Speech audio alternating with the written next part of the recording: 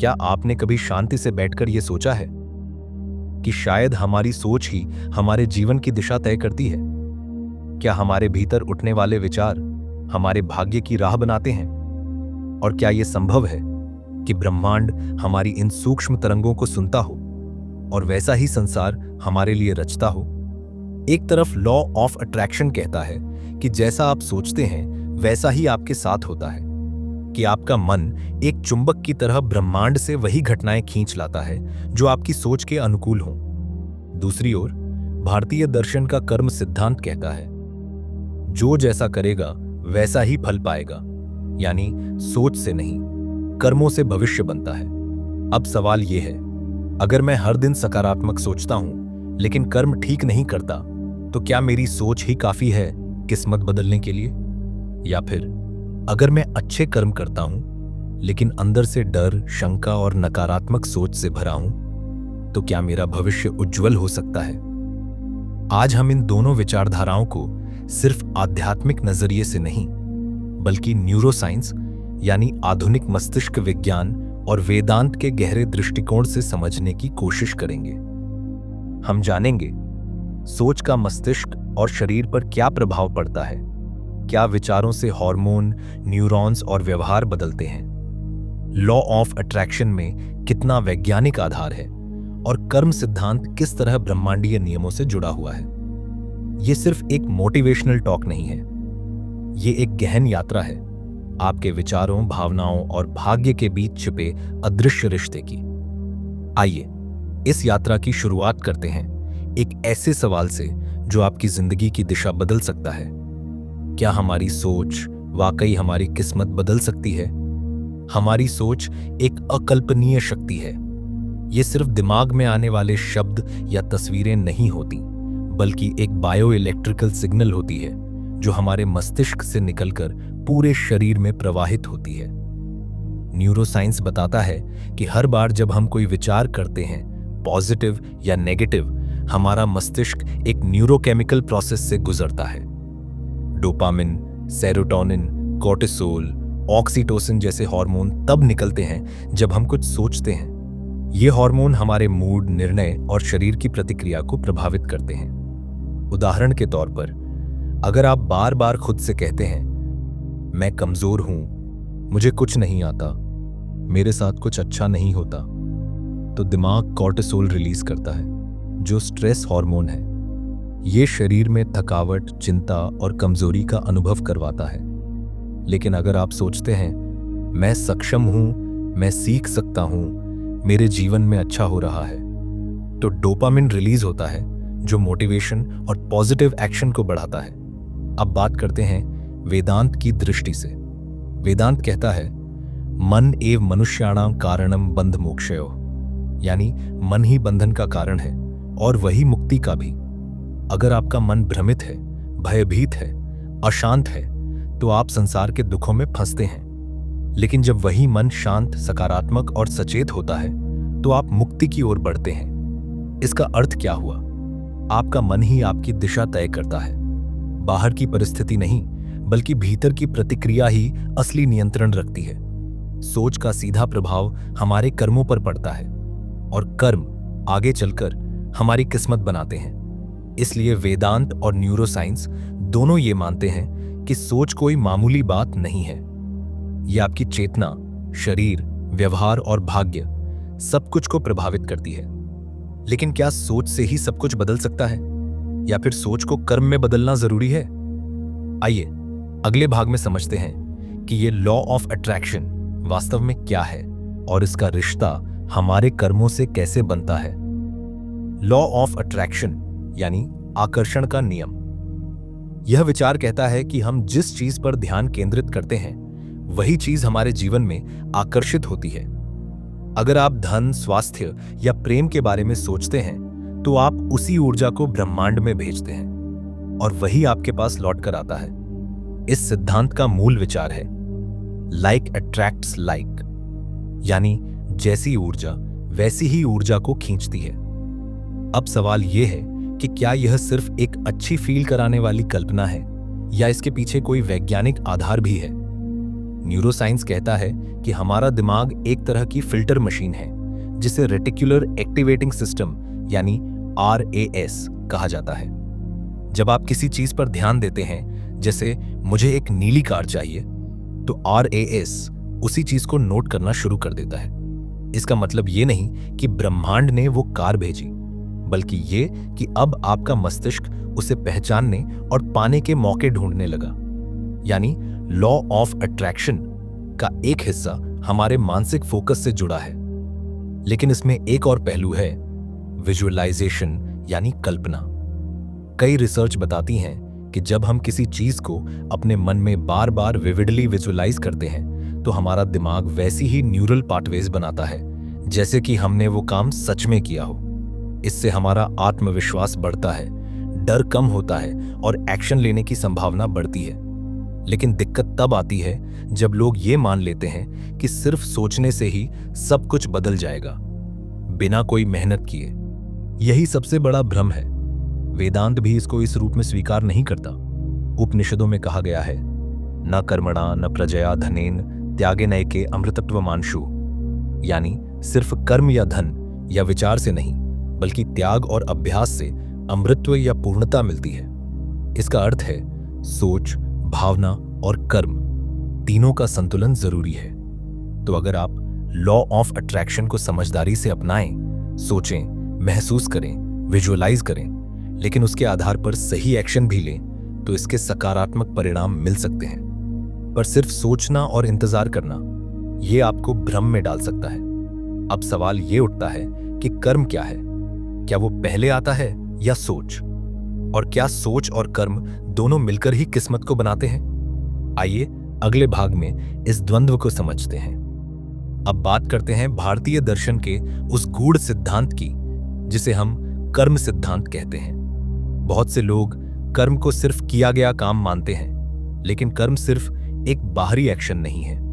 यह आपके इरादे, आपकी सोच, आपकी भावनाओं और आपकी नीयत से भी जुड़ा हुआ है। भगवद गीता में श्री कृष्ण अर्जुन से कहते हैं, कर्मण्येवाधिकारस्ते मा फलेषु कदाचन, यानी मनुष्य का अधिकार सिर्फ कर्म करने में है, फल की चिंता करने में नहीं। यहां एक गहरा संकेत छुपा है। सोच, भावना और नियत, इन तीनों का मेल ही असली कर्म बनाता है। अगर आप बाहर से अच्छा काम कर रहे हैं लेकिन अंदर ईर्ष्या, भय, अहंकार या लोभ है, तो वो कर्म उतना फलदायी नहीं होगा जितना एक शुद्ध भावना से किया गया छोटा सा कार्य। अब आइए सोच और कर्म के संबंध को समझते हैं। सोच बराबर बीज है, कर्म बराबर उसका क्रियात्मक विस्तार और फल बराबर वो पेड़ जो समय के साथ उगता है। अगर बीज ही सही नहीं है, यानी सोच गलत है, तो चाहे आप कोई भी काम करें, उसका अंततः परिणाम विकृत होगा।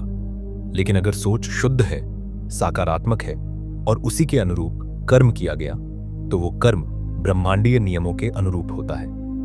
वेदों में कहा गया है, यथा चित्तम तथा कर्म, यथा कर्म तथा भाग्य, यानी जैसा चित्त होगा वैसा ही कर्म होगा और वैसा ही भाग्य निर्मित होगा। अब यहां एक बड़ा सवाल उठता है, क्या कर्म ही सब कुछ है? क्या सोच की भूमिका गौण है? नहीं, सोच और कर्म दोनों एक ही सिक्के के दो पहलू हैं। सोच दिशा तय करती है और कर्म गाड़ी को आगे बढ़ाता है। अगर सोच स्पष्ट नहीं है तो कर्म भटक सकता है, और अगर कर्म नहीं है तो सोच सिर्फ कल्पना बनकर रह जाती है। इसलिए कर्म सिद्धांत लॉ ऑफ अट्रैक्शन से कहीं ज्यादा ग्राउंडेड और गहरा दृष्टिकोण देता है। वो कहता है, सोचो, समझो और फिर कर्म करो, निष्काम भाव से, बिना फल की चिंता किए। यही है सच्चा साधन। अब हम समझते हैं कि सोच और कर्म मिलकर कैसे आपके थॉट पैटर्न्स और हैबिट्स को बदलते हैं और अंततः आपकी आइडेंटिटी यानी मैं कौन हूं को आकार देते हैं। आइए अगले भाग में डाइव करें, सोच और आदतों के रहस्य में। जब कोई विचार बार बार हमारे मन में आता है तो वह धीरे धीरे हमारी आदत बन जाता है, और जब कोई आदत लंबे समय तक दोहराई जाती है तो वो हमारी पहचान यानी आइडेंटिटी का हिस्सा बन जाती है। न्यूरोसाइंस इसे न्यूरोप्लास्टिसिटी कहता है, यानी हमारा मस्तिष्क लगातार खुद को बदल सकता है। हर बार जब आप एक ही तरह से सोचते हैं तो मस्तिष्क में एक खास न्यूरल पाथवे बनता है। अगर आप रोज नकारात्मक सोचते हैं, मैं अच्छा नहीं हूं, मेरे साथ कुछ अच्छा नहीं होता, तो यह पैटर्न आपका डिफॉल्ट बन जाता है और यही विचार धीरे धीरे आपकी भावनाओं, आपके निर्णय और फिर आपके कर्मों को प्रभावित करते हैं। इसके विपरीत, अगर आप जानबूझकर सकारात्मक सोच अपनाते हैं, मैं सीख रहा हूं, मेरे जीवन में सुधार हो रहा है, मैं बदलाव ला सकता हूं, तो आप नए थॉट पैटर्न्स बनाते हैं जो नई भावनाएं पैदा करते हैं और नए कर्मों को जन्म देते हैं। यही है हैबिट लूप। सोच, भावना, व्यवहार, परिणाम, नई सोच। वेदांत भी कहता है, सतत अभ्यास से मन का स्वरूप बदलता है। इसलिए ध्यान, जप, स्वाध्याय और सत्संग जैसी विधियां सिर्फ धार्मिक कर्मकांड नहीं है, वे आपके सोचने के ढंग को बदलने के टूल हैं। अब बात करते हैं आई एम स्टेटमेंट्स की। जब आप कहते हैं I am unlucky, I am weak, I am nothing, तो आप अपने मस्तिष्क को एक गलत आत्म छवि दे रहे होते हैं और मस्तिष्क इस आइडेंटिटी के अनुसार ही काम करता है। लेकिन जब आप कहते हैं I am learning, I am open, I am on the right path, तो मस्तिष्क एक नए विश्वास पर काम करना शुरू करता है। सेल्फ इमेज ही वह मूल है जिससे आपका भाग्य आकार लेता है। अगर आपकी आत्म छवि कमजोर है तो आपकी सोच और कर्म दोनों डगमगाएंगे। लेकिन अगर आत्म छवि सशक्त है, ग्राउंडेड, अवेयर, इवॉल्विंग, तो आपके कर्म और सोच भी वैसी ही होंगी। इसलिए सोच को बदलना, आदतों को सुधारना और अपनी आइडेंटिटी को पुनर्निर्मित करना, यही वह प्रक्रिया है जिससे कोई व्यक्ति सच में अपनी किस्मत बदल सकता है। अब अंतिम भाग में हम निष्कर्ष की ओर बढ़ते हैं, जहां हम इन सब चीजों को एक सूत्र में पिरोते हैं और एक स्पष्ट दिशा के साथ आगे बढ़ने का मार्ग बनाते हैं। तो अब सवाल यह है, इतने सारे सिद्धांतों, विज्ञान और दर्शन के बाद क्या हम ये कह सकते हैं कि सिर्फ सोच से किस्मत बदली जा सकती है? उत्तर है हां, लेकिन पूरी नहीं। सोच एक बीज है, वह दिशा देता है, ऊर्जा देता है, शुरुआत करता है। लेकिन अगर उस सोच के साथ भावना और कर्म नहीं जुड़ा तो वह बीज अंकुरित नहीं होगा। लॉ ऑफ अट्रैक्शन इस बात पर रोशनी डालता है कि आपकी सोच और भावनाएं आपकी फ्रीक्वेंसी और अटेंशन को बदलती हैं। न्यूरोसाइंस कहता है कि सोच से बिहेवियर और ब्रेन स्ट्रक्चर बदलता है, और वेदांत कहता है कि मन और नियत ही मुक्त करता है या बांधता है। लेकिन ये सब अधूरे हैं जब तक हम इसे आचरण में नहीं उतारते। सोच से शुरू कीजिए, उसे भावना से सींचिए, उसे अभ्यास और कर्म से जीवन में उतारिए। यही वह त्रिकोण है जो आपकी सोच को किस्मत में बदलता है। सोच प्लस भावना प्लस कर्म बराबर बदली हुई नियति। और जब यह तीनों अलाइंड होते हैं तो यूनिवर्स आपके पक्ष में काम करने लगता है, क्योंकि तब आप सिर्फ सोच नहीं रहे होते, जी रहे होते हैं वो सोच। अब बात करते हैं कुछ स्पष्ट एक्शनेबल स्टेप्स की, जिन्हें आप आज से अपनी जिंदगी में उतार सकते हैं। प्रत्येक दिन 5 मिनट पॉजिटिव थिंकिंग प्रैक्टिस करें। सुबह या रात को बैठकर 5 ऐसी बातें सोचें जो आप चाहते हैं, जैसे मैं शांति में हूं, मैं समझदारी से निर्णय ले रहा हूं, मेरे जीवन में प्रेम और ऊर्जा है। विजुअलाइजेशन, जर्नलिंग शुरू करें। अपने सपनों को लिखिए, उन्हें देखिए और उनके अनुसार सोचिए। न्यूरोसाइंस कहता है कि लिखने और विजुअलाइज करने से आपके न्यूरॉन्स सक्रिय होते हैं। सेल्फ इमेज स्टेटमेंट्स बोलें। हर दिन 3 ऐसे वाक्य बोलिए। I am learning, I am focused, मैं बिकमिंग स्ट्रॉन्गर। नकारात्मक सोच पहचानिए और रीफ्रेम कीजिए। जैसे ही आप सोचें मैं यह नहीं कर सकता, तुरंत कहिए मैं इसे सीख रहा हूं। कर्म को महत्व दीजिए। सोच के साथ साथ हर दिन एक छोटा लेकिन सार्थक एक्शन लीजिए। बस एक कर्म जो आपकी सोच के अनुरूप हो। ध्यान या मन को शांत करने की क्रिया अपनाइए। रोज 10 मिनट मन को ऑब्जर्व करना शुरू करें। इससे आप अवेयरनेस बढ़ाएंगे और इंपल्सिव थिंकिंग कम होगी। संगति और वातावरण बदलें। आपकी सोच आपके आसपास के वातावरण से भी बनती है। ऐसे लोगों, किताबों और कंटेंट को चुनें जो आपको ऊपर उठाएं। आपके विचार आपके भाग्य का प्रारंभ है, लेकिन जब तक वह विचार भावना से नहीं जुड़ता और कर्म में नहीं उतरता, तब तक वो सिर्फ कल्पना है। आप ईश्वर की उस रचना का हिस्सा हैं जो सृष्टि को खुद अपने विचारों से गढ़ती है। तो अगली बार जब कोई कहे किस्मत से होता है सब कुछ, तो मुस्कुराइए और सोचिए, मैं अपनी किस्मत का सह निर्माता हूं।